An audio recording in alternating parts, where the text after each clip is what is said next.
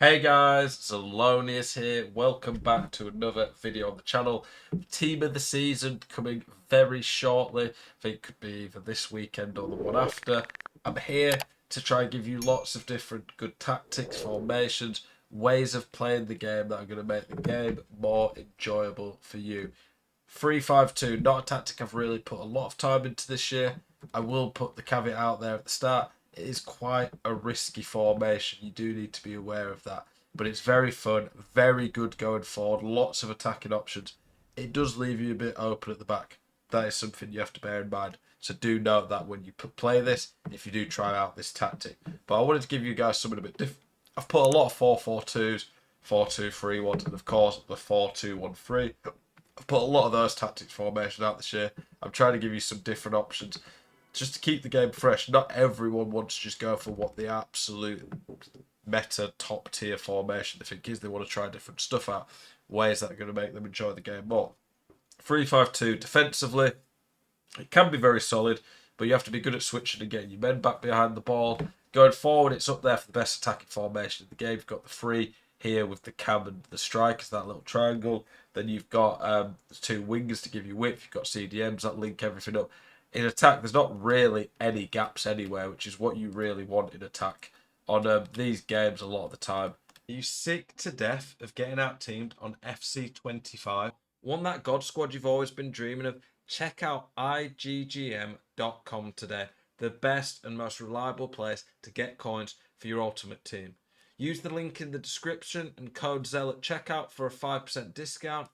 Check out iggm.com today. A lot of these formations do have gaps. This one doesn't really. The issue obviously is just if you get caught out defensively, that's where you can struggle. So in terms of the tactics, got the code there top left. Short passing, short passing and high defensive approach. I got 80 depth.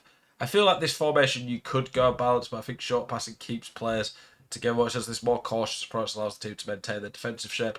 Because the defensive shape in this formation is a bit riskier, and wanting something that's going to make it keep a bit better, it's going to at least help you a little bit in maintaining shape and not just being all over the place, getting caught out with really stupid positioning, because the 3-5-2 is a little bit vulnerable to it. I do think this formation is better than it used to be as well, considering that EA added the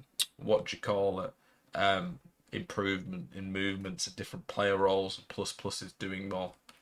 For the player roles, two advanced forwards, you could go a target forward to hold the ball up a bit, but two advanced forwards just get forward, make good runs in behind. We've got the wingers and the classic 10. The classic 10 is just sitting in the hole. He is probably the most important player in your team, someone who can just sit in that hole and make a lot of chances. This is, for me, the number one position. You want 5-star weak foot there so they can turn and play on your foot. They should be able to shoot. They should be good on the ball.